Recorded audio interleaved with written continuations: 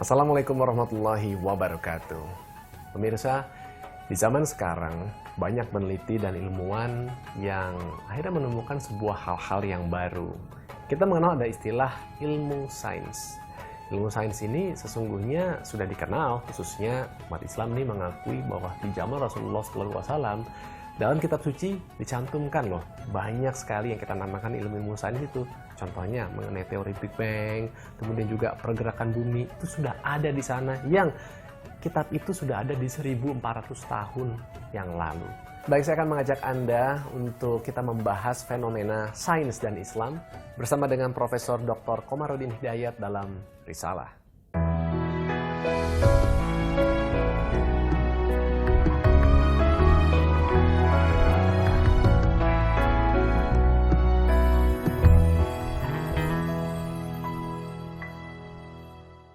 Assalamualaikum, Prof. Waalaikumsalam. Sehat, Prof? Alhamdulillah.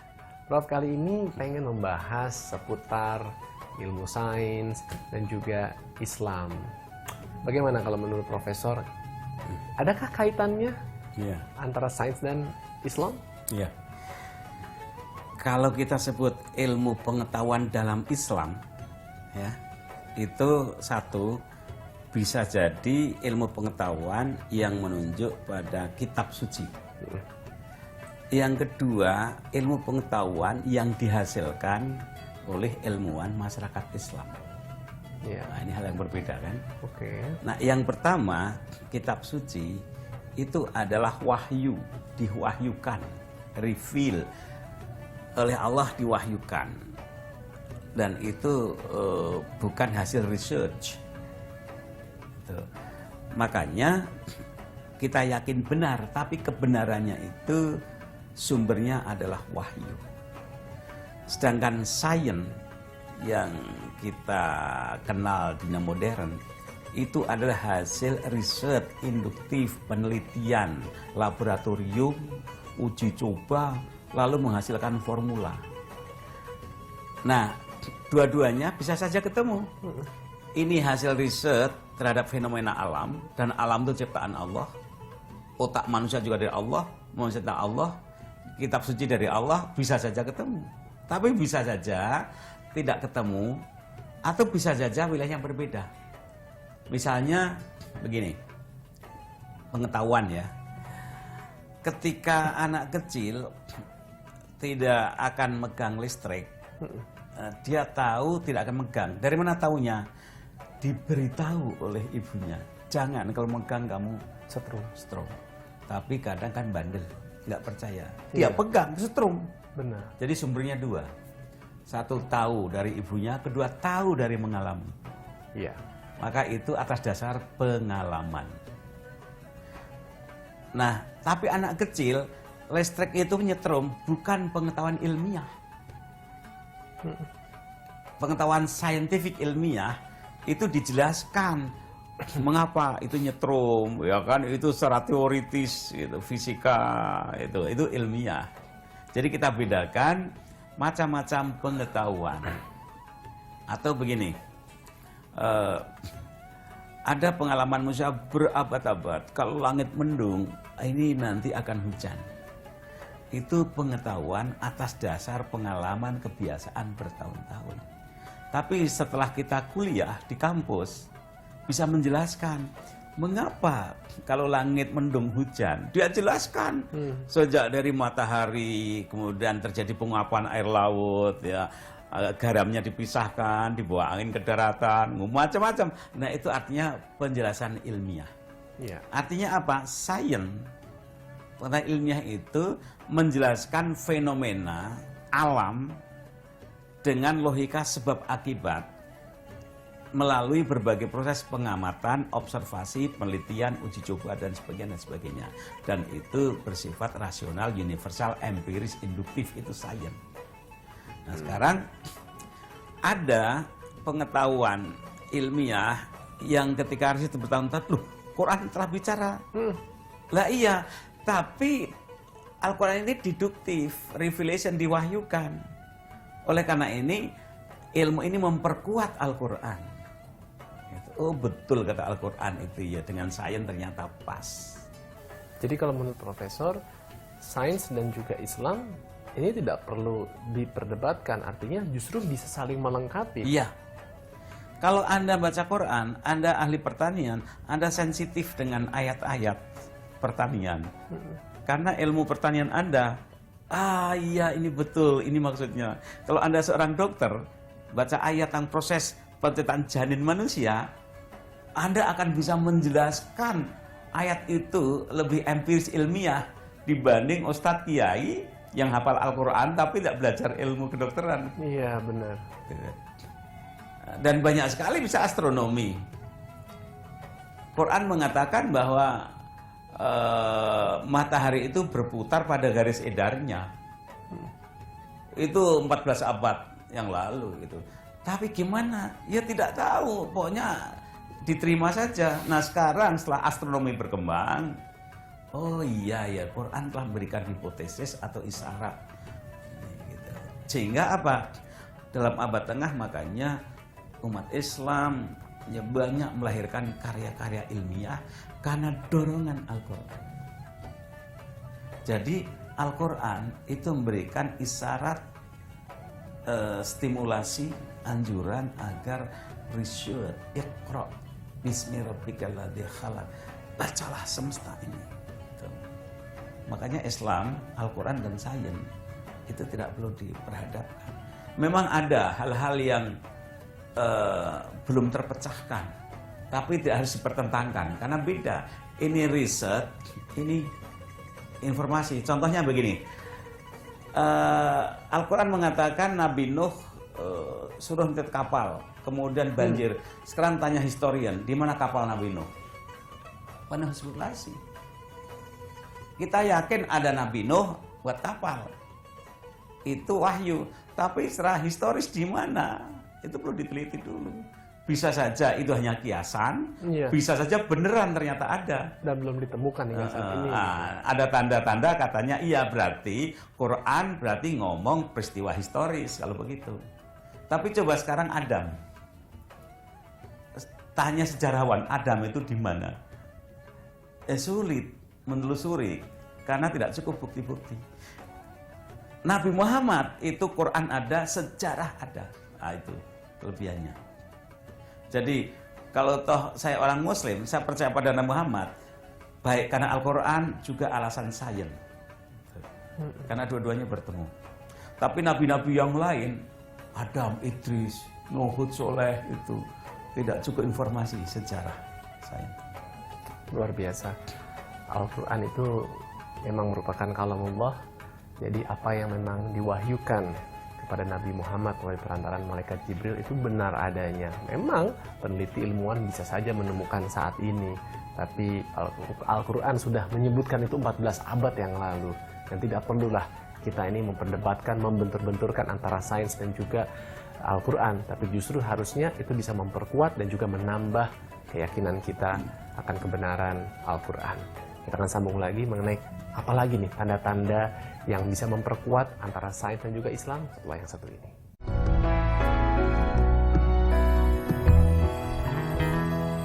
Kita sambung lagi bincang-bincangnya, Prof. Apakah sains ini bisa justru meningkatkan keimanan dan ketakwaan seorang kepada keyakinannya? Atau justru malah menjauhkan karena dia bergulat dengan proses pencariannya sehingga akhirnya ya lama sekali untuk bisa menemukan kebenaran-kebenaran itu. Dalam dunia ilmu pengetahuan yang populer, ilmu itu dibagi 3 macam. Satu ilmu alam, natural sciences, itu hard science, ilmu eksak alam. Ada lagi ilmu sosial, sosiologi, politik dan sebagainya. Ada lagi humaniora, psikologi, filsafat. Kalau mau tambah satu lagi sungguhnya ilmu agamaan, divinity. Masing-masing itu punya objek kajian berbeda, punya metode berbeda. Masing-masing menawarkan menggali kebenaran, tapi metodenya berbeda-beda. Maka kalau orang bicara sains itu masih perlu diklasifikasi. Orang ini bicara sains dalam konteks ilmu sosial, atau humaniora, atau alam, atau keagamaan. Karena semua itu sebenarnya ada di dalam sains itu juga ya? Enggak, artinya cara pandangnya beda-beda.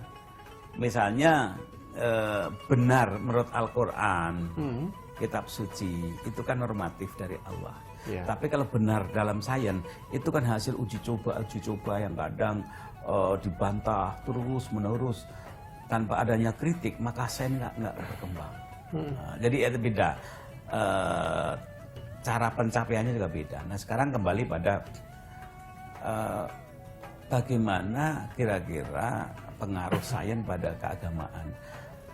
Banyak orang-orang yang semula dengan Al-Quran baca saja, bahkan tidak pernah baca. Tapi ketika dia riset di perpustakaan, menemukan kebenaran-kebenaran sains, atau bahkan dia riset tapi tidak ketemu, satu saat buka Al-Quran atau ada teman memberitahu, ini Quran begini ngomongnya, kaget. Ini banyak terjadi. Misalnya ya tentang Big Bang, orang berteori gitu. Quran mengatakan dulu langit itu satu, lalu kami pisahkan. Gitu kan. Padahal teori Big Bang baru berapa ratus tahun yang lalu. Quran udah lama menjelaskan gitu. Tapi kan ini kebenaran wahyu yang masih sulit dijelaskan, ditangkap secara ilmiah sebab akibatnya. Nah bagi seorang muslim mukmin, satu membaca Al-Quran, kedua membaca sains. Nah ini akan memperkuat bahwa ternyata teori Big Bang ini sudah diisyaratkan oleh Al-Quran. Ini tambah percaya. Tapi perlu ingat ya bahwa sains tidak pernah satu suara. Itu kan yang percaya pada teori Big Bang. Yang lain tidak percaya Big Bang. Jadi teori sains itu selalu terjadi bantah-membantah. Nah makanya ada orang yang semakin belajar alam, semakin yakin pada agama. Tapi ada juga yang semakin dia sombong, tidak percaya. Jadi Allah memberikan nalar kecerdasan luar biasa. Otak manusia, sinap-sinap, dendrit ini kalau dihitung itu lebih dari 100 miliar jaring ini. Rumit sekali. Luar biasa. Jangan tanya berapa triliun ini sel-sel ini. Luar biasa. Bagi seorang mukmin, pelajari. Subhanallah gitu. Ini bukan ciptaan manusia. Gitu. Ini pas yang maha hebat. Langsung, oh betul, ini Allah yang menciptakan. Itu orang yang dapat hidayah atau yang dari kecil pendidikannya sudah mendapatkan wawasan Al-Quran, agama. Tapi bagi mereka yang tidak mendapatkan pendidikan informasi keagamaan, ya tidak jaminan. Semakin pintar, semakin dekat pada Allah, tidak jaminan. Bisa saja semakin sombong. Sehingga saya lebih percaya bahwa pendidikan dari kecil itu penting, keagamaan, untuk mendampingi nalar. Kalau pembelajaran agama benar, terus akan mendampingi. Mengapa? Karena Al-Quran tidak takut dengan kemajuan ilmu. Dan sebaiknya memang kajian-kajian pada agama itu juga disertai dengan kajian ilmiah, keilmuan. Jadi memang benar bahwa Al-Quran itu merupakan petunjuk khususnya bagi orang yang bertakwa. Namun kita juga sadari bahwa banyak juga yang masih belum mengakui kebenaran dari Al-Quran. Tapi itu semuanya memang merupakan hidayah dari Allah Subhanahu wa Ta'ala. Semoga yang belum mendapatkan hidayah, Allah masih berikan kesempatan. Kita sambung lagi bincang-bincang kita, tentunya setelah yang satu ini.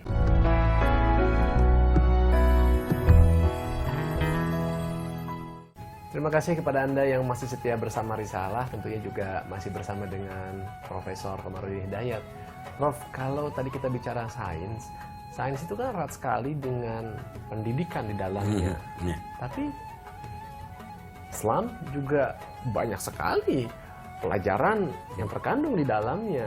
Tapi kenyataannya ini kan ada ilmu agama ya ilmu agama, tapi untuk sains gitu. Apa memang baiknya memang terpisah seperti itu atau Profesor punya pandangan lain? Iya. Saya khawatir ya ini udah terjadi kesalahan epistemologis kesalahan pemahaman tentang ilmu keislaman di Indonesia. Saya ingin bedakan antara religious sciences dan Islamic sciences.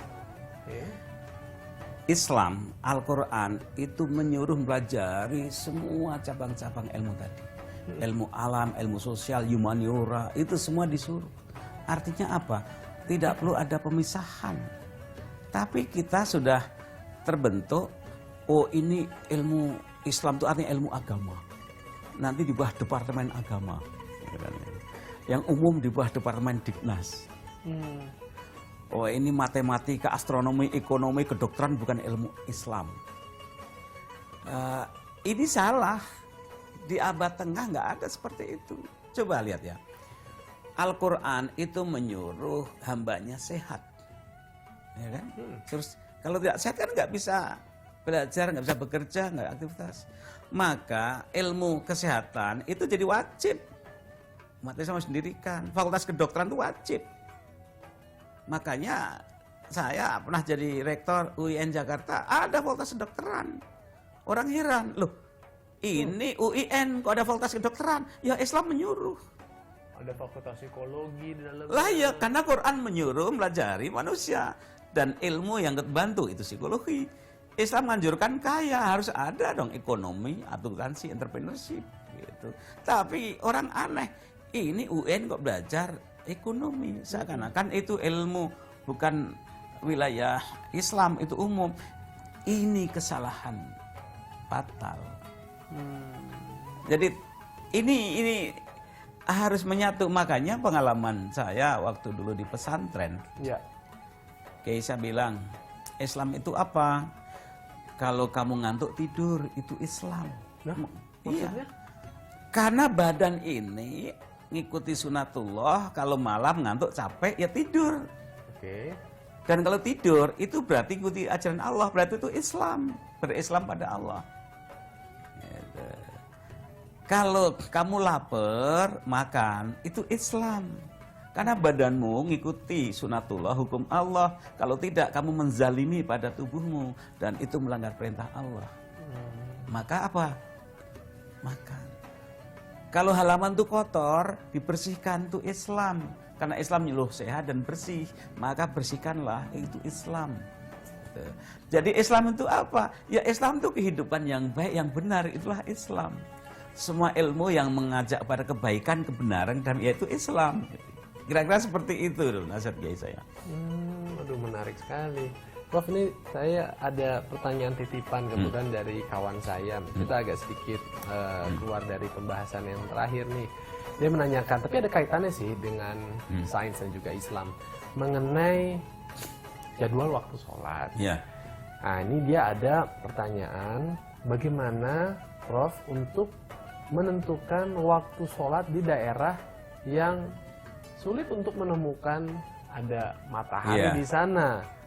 Bagaimana waktu-waktu sholat kita dalam menjalaninya? Ini menarik, mungkin antara kayak kutub utara seperti itu ya. Bagaimana tanggapan Prof? Ini ada 3 wilayah ya. Satu wilayah tropik yang akan mudah mengikuti sabda firman Allah Rasulullah ya, karena tropik. Karena Rasulullah juga hidup daerah tropik kan.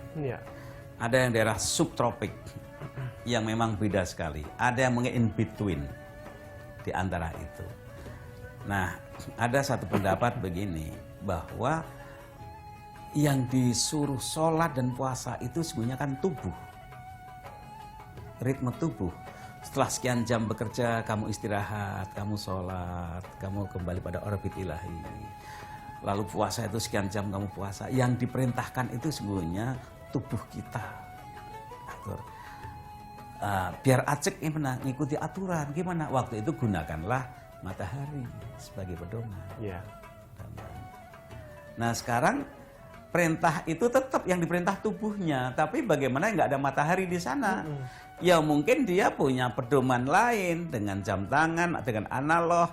Jadi biasanya kalau bangun tidur itu jam berapa, tidur jam berapa, kerja jam berapa, ritme tubuh itu biological clock namanya. Itu. Karena yang diperintah kan bukan waktunya, tapi waktu kan sebagai instrumen. Nah, ada di antaranya ini. Di antara itulah yang kemudian mereka mengambil jalan tengah. tidak persis seperti yang daerah tropik, tapi juga tidak mengikuti yang gelap sama sekali. Maka kemudian kalau misalnya puasa itu kan berkisar antara 14 sampai 16 17. Iya. Kan. Nah, sholat juga seperti itu. Jadi itu sebagai satu interval guidance setelah orang beraktivitas, hendaknya kamu istirahat, kamu menghadap Allah. Nanti terus lagi. Jadi dilihat aja ritmenya kegiatannya itu. Karena salah satu fungsi perintah-perintah tadi itu kan untuk mengatur, mengendalikan ritme-ritme emosi, pikiran, perasaan dan tubuh kita dengan diisi dengan zikir-zikir tadi. Nggak perlu juga akhirnya menjadi kayaknya dibikin menjadi rumit gitu, sehingga akhirnya bahkan mungkin ya udahlah kita nggak usah jalankan ritual itu juga mungkin itu namanya tidak artinya Islam ini sebenarnya banyak kemudahan di dalamnya, tapi jangan dimudah-mudahkan gitu ya, kan, yasiru wala tu'asiru. Jangan kamu permainkan, jangan kamu persulit. Islam itu mudah, menggembirakan, mudah dan menggembirakan. Yasiru.